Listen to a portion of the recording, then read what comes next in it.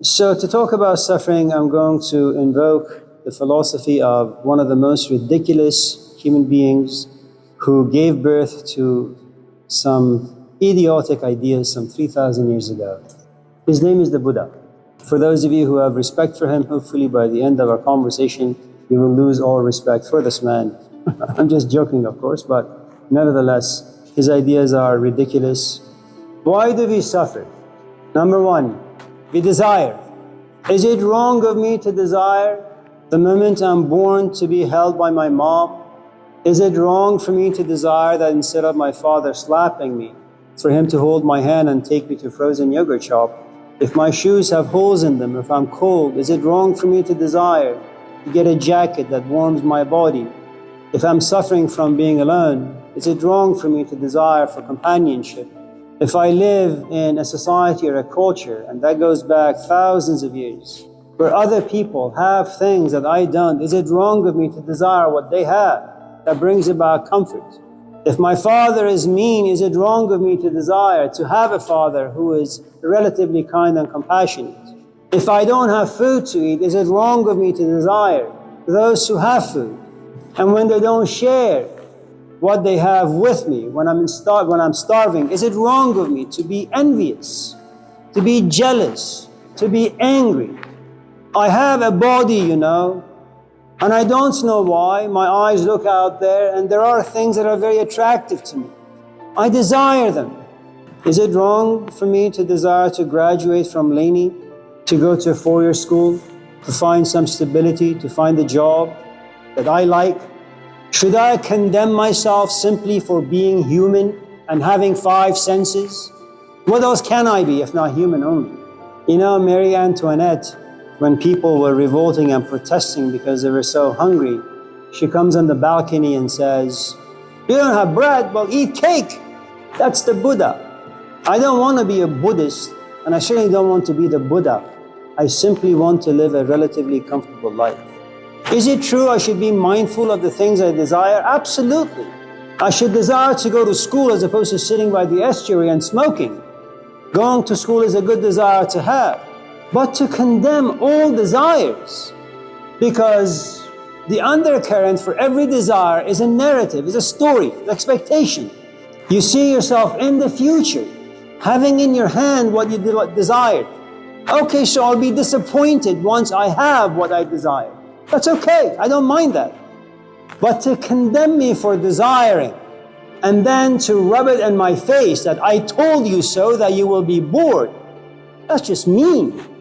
The reason for suffering, number 2, I have a body. I drag my body here and there, and I have 5 senses, and I have desires that are rooted in my body.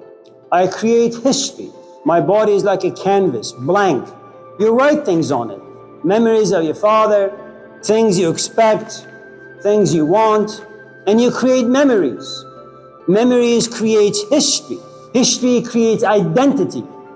If you call me camel jockey, I will beat the hell out of you. Why? It's my identity. I desire respect. I am Persian. I come from the Persian culture. That's where my body has been.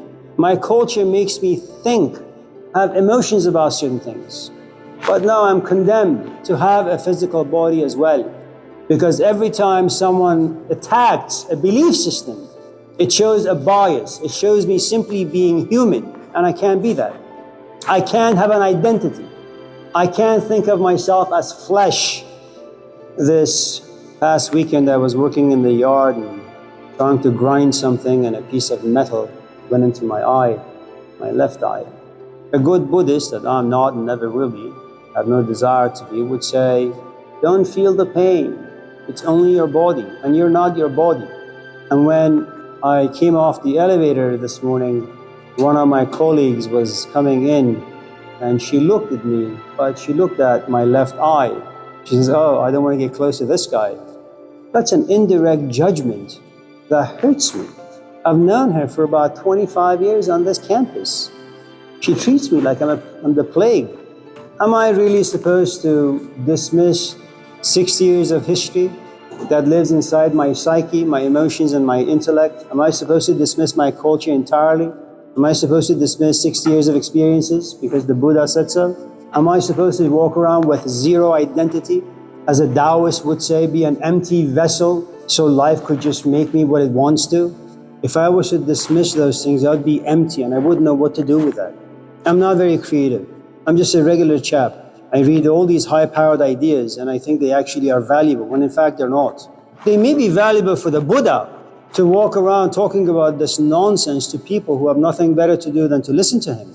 You know, being physically homeless is one thing, where you have no physical home to go to, so you just stay in your car or you live in the park.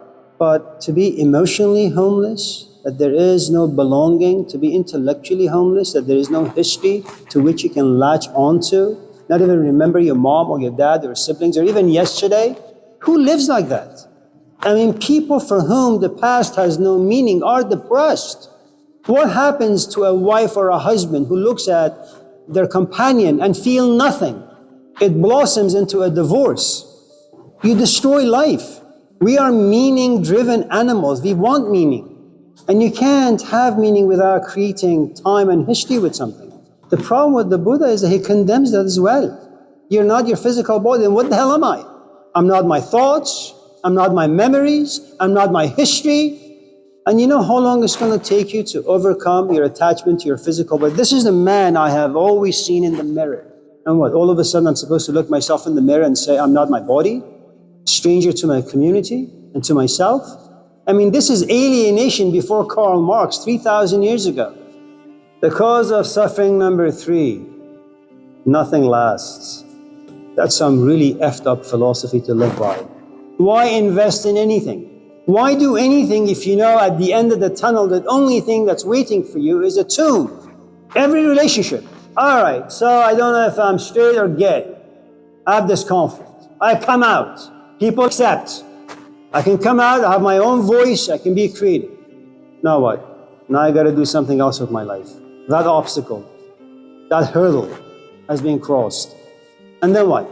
Everything ends up like that. And if you live that kind of a lifestyle, there is nothing to pursue because you know the outcome. You will lose interest in everything. Now that may be a good lifestyle for someone who desires to be a monk, but for someone like me, if I was to really, really believe in those ideas, I would ruin the life of my children and my students. Whatever hope and dreams I would have, I would crush them. Not that I don't. So going back to the reason for suffering number 1, I want things. I want things because I want my body to be comfortable. I want my mind and my emotions to be comfortable. I want power. Not power by having nothing. I want power by having a good host of things. I want a nice car. I want to teach at a nice school. I expect.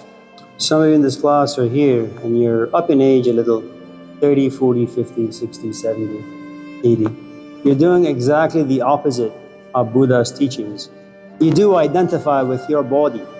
Do you suffer because of it? Absolutely. Can you do anything otherwise? No. You're here expecting to pass this class. That's a desire. Should you not have that particular desire? No, it'd be foolish of you.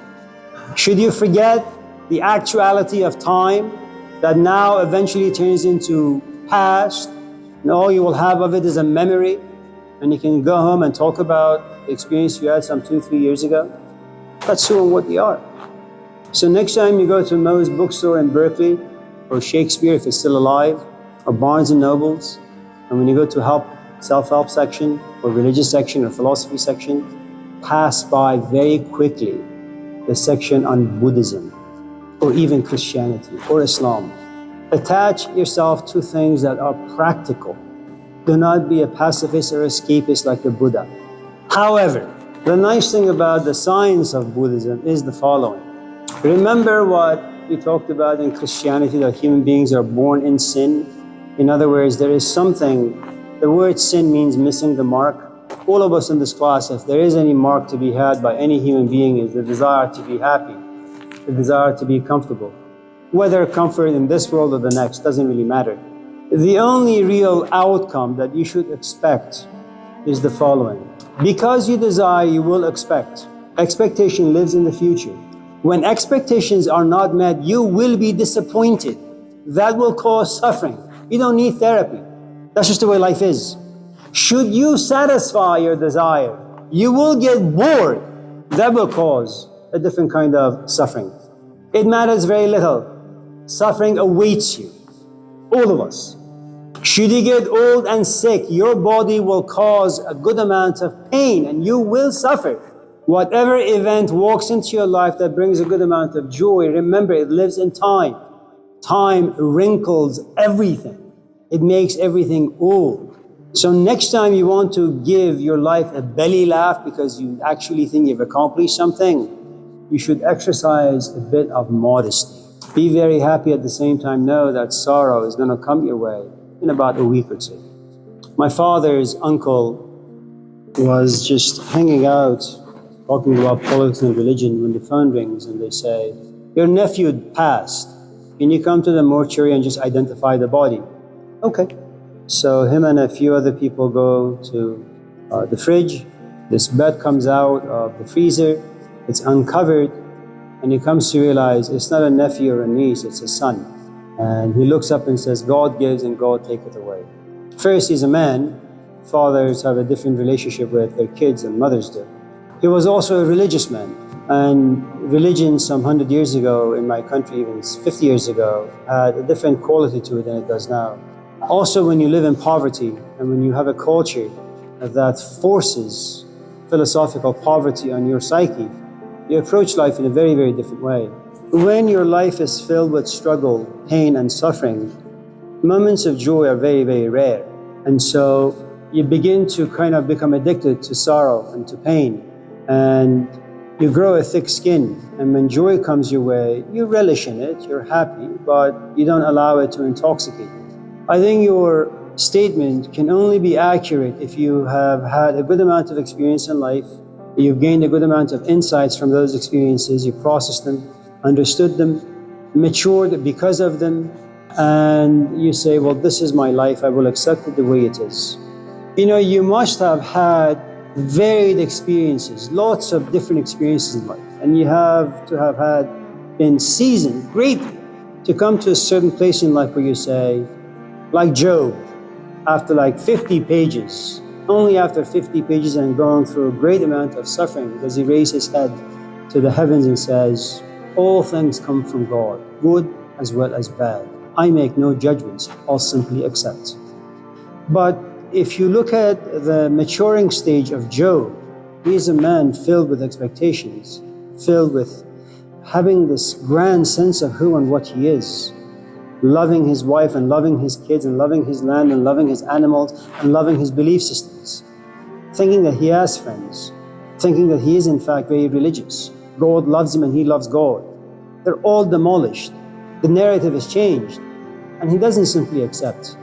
And one of the things about the book of Job and many other books, that are in the Old Testament, we are to believe that most of the sages spoken of in these books take good and bad equally, because they're so wise and they're so humbled by their belief systems and their religious experiences that they know good and bad come from above. And so they have to look at it equally because they're sent down by God. But when you examine those things carefully, you realize that's actually not the case.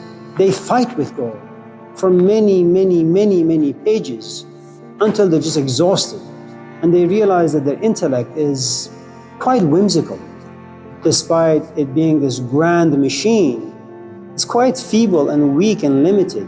And eventually they are kind of pushed into this great humility of acceptance. If you're like a good Buddha, where you don't care much about your past, you don't care much about the desires or the expectations, if they come true, fine. If they don't, that's fine as well. That you've had pretty much a meaningless life and you're going to continue to have a meaningless life because that's what life does, eventually sucks the meaning out of everything. You're not going to be extremely happy nor extremely sad. Then yes, should you come to this class on Thursday, should I make fun of you, relentlessly embarrass you? It will have no impact on you. Because you don't identify with the past 15 weeks, with your body, with your intellect. You know that deep down you are nothing. You will be nothing. You will be forgotten. Why fight for anything? And you don't need to be a good Buddhist because the world is unjust and people are unjust. We need to stand up and fight for the weak and the innocent The Buddha wanted justice spiritually and emotionally for people, but the truth is most people live a very, very physical life. Physical life is tough. Having good parents is tough. Having a job that pays well is tough. Paying rent is tough. And that's unjust, and you need someone to fight for all that. I don't want a Buddha to simply say, oh, I accept. I don't want a Jesus Christ who says, okay, turn the other cheek. No, because injustice will continue, and that wouldn't be fair for the rest of us. Jesus or the Buddha should just keep their teaching to themselves. That's a problem with these ideas. They consume you, they're very attractive, you lose yourself in them, you're not going to be very practical, you become a dreamer, you romanticize life, and then you realize, well, you're 35 now, and you don't have a home, and you don't have money, and you don't have a job, and now you try to put these ideas into practice, but life requires a different set of skills and a different set of ideas. And Buddhist ideas, Sufi ideas, they're not functional, they're not practical, they're not useful. You can't be a Socrates and be married. You can't be a Thales and be married. These are like poisonous human beings to the public. You shouldn't emulate these people. And I think the best thing anyone can do is, make sure that part of you is like Moses, that life is like a pharaoh. It's cruel, it's brutal, it's mean, and it will hold you in bondage. And you need to be brave enough to revolt, not be passive. You must also have this other part of you that's like Jesus, that you live in two worlds, the world of Caesar or the world of flesh, the world that your body needs nourishment from, and the world of spirit. Be creative, play the piano, be an artist. For Crumb instructors, write essays, font 12, MLA style, double space. For instructors who are a bit more creative, have the talent, the creativity, the passion to write the way you want to. Allow creativity to ooze itself out. Become a good vehicle for it. But you need to have the wisdom to know good instructors who are receptive to your creativity versus the bad ones. Don't be a Jesus for a Moses. It's not going to work.